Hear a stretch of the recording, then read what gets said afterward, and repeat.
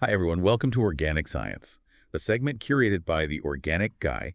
And with a little help from AI, Organic Science is sharing hidden, hard-to-digest organic and sustainable farming research into bite-sized, brain-friendly insights you can use daily.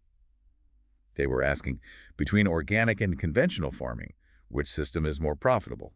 The science says organic farming.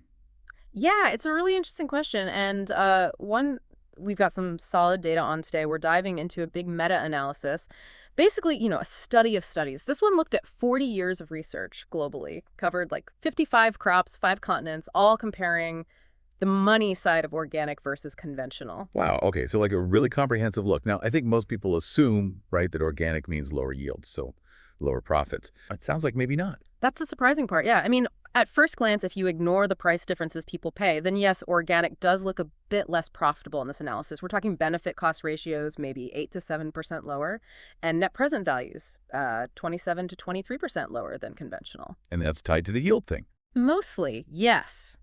This study confirmed what others have found: organic yields are generally lower, about 10 to 18% lower, both for single crops and whole farm systems. Okay, so fewer bushels or pounds or whatever. Makes sense that revenue might be lower initially, but what about the costs? Are they wildly different? Well, interestingly, the total costs weren't significantly different between the two. Huh, really? Yeah, but there was one area where organic consistently cost more: labor. About 7 to 13% higher labor costs for organic crops and systems. Right, that makes sense. I mean, if you're not spraying chemicals, you're probably doing more hands-on stuff like weeding. Exactly. Mechanical pest control, maybe more diverse crops needing different kinds of work. Even marketing sometimes takes more labor. But maybe you save money not buying the Oh, chemical. precisely. Those savings often balance things out. But here's where it gets really interesting. It's all about the price. Ah, the organic premium, what people actually pay in the store. Exactly. And when you factor that in, the whole picture flips So dramatically. how much of a flip are we talking? Okay, so with the actual premiums they found in the studies, organic agriculture becomes way more profitable, like 22 to 35% higher net present values, and benefit cost ratios jump up too, 20 to 24% higher than conventional. Whoa, that's a big swing. So those premiums must be pretty substantial then. They are. The median premium they observed was around 32% for crops and 29% for whole systems. Okay, around 30%. But get this, the amount of premium organic needed just to break even, just to match conventional profitability, it was only 5 to 7%. Wait, really? Only 5-7% needed, but they're getting close to 30%. Yeah. Means there's this huge buffer zone. Even if organic premiums dropped quite a bit, organic farming would likely still be more profitable based on this data. That's actually incredible. It suggests the economics are maybe more robust than people think. Exactly. It shows a pretty strong financial case, despite the challenges, a real incentive. Okay, so the premium is key, but profitability isn't uniform across all organic farms compared to conventional, right? The study looked into why some do better than others. Absolutely. Yeah, they dug into, I think it was 14 different factors, trying to see what influences that financial comparison. What popped out? Well, crop type was definitely a big one. It seems like cereals, fiber crops, like cotton and oilseed crops, they showed the biggest financial advantage for organic systems. Hmm. Bigger advantage then. Then things like forage crops or vegetables or animal products like meat and dairy. For those, the organic advantage was smaller, sometimes even negative financially compared to conventional. Interesting. Maybe the premiums aren't as strong for veggies or meat, or the yield gap is bigger. That's very possible. Could be market demand, could be how well organic practices work for certain crops versus others. Both likely play a role. Makes sense. What else mattered? Rotation length and diversity. That showed up as important. Organic farms using longer, more diverse crop rotations tended to perform better financially. Which aligns with good ecological practice, right? Yeah. Better soil health, pest management. Exactly. It suggests that really embracing those ecological principles in organic farming pays off, literally. Any other factors? Yeah, a couple more. Annual organic crops seem to do a bit better financially in this comparison than perennial ones. And growing legumes, peas, beans, clover, things that fix nitrogen, Yeah. that gave organic systems a financial boost. Ah, the free fertilizer effect. Makes total sense. What about things like location, like which continent, or how long the farm had been organic? Did that make a difference? Not so much, or at least not consistently in this analysis. Factors like continent, study length, time since conversion after that initial 3 years, or developed versus developing country status, they didn't seem to be the main drivers of the profitability difference between organic and conventional. Okay, let's talk about that initial 3-year conversion period. That's often seen as the really tough hurdle financially. Yeah, definitely. And the data confirms it's a vulnerable time. But the study suggests the main reason it's tough isn't always a massive yield drop right away. It's more about the lack of the price premium.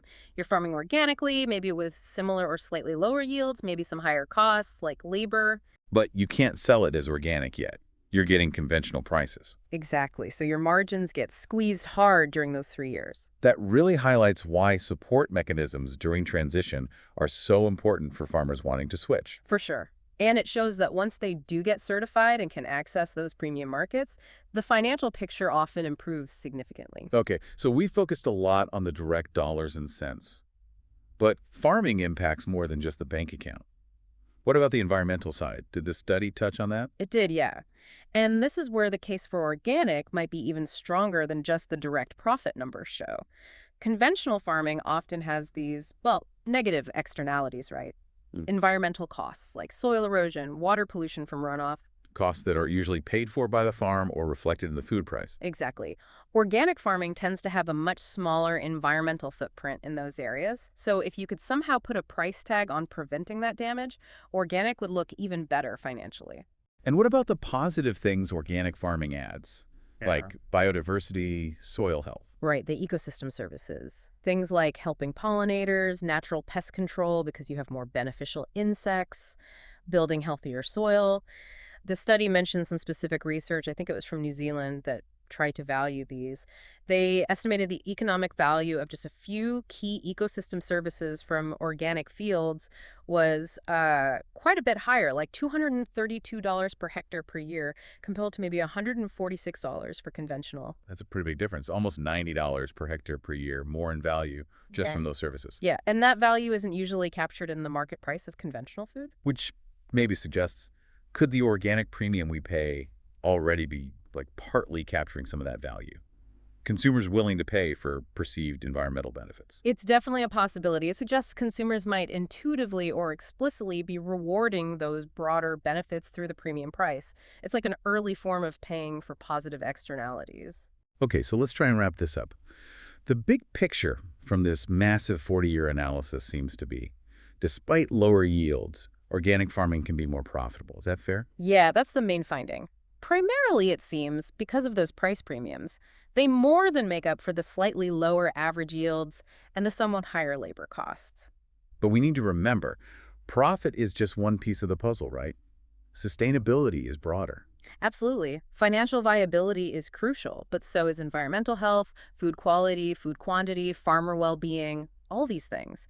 Conventional ag has boosted production, no doubt, but often, at a cost to those other aspects. And organic, while it's still only, 1% of global farmland, it seems to offer a potentially better balance across those different goals. That's what this research points towards. It suggests organic systems, especially when you factor in premiums and potentially those environmental benefits, can be both financially viable and contribute more broadly to sustainability goals. Which implies that maybe policies could do more to support that transition and value those environmental services. Definitely. If policies helped farmers through the transition and started to account for the true costs of environmental impacts or the benefits of ecosystem services, you might see a much faster shift. It really challenges that old assumption that organic is just a niche market that can't compete economically. It absolutely does, and it leaves you with a final thought, doesn't it? Could these premiums we see today, could they be just the beginning? A sign that the market is just starting, to recognize the real value, the real costs and benefits embedded in how we produce our food. A future where the price on the shelf reflects more of the true story of how that food got there. Exactly. Something for you, the listener, to think about.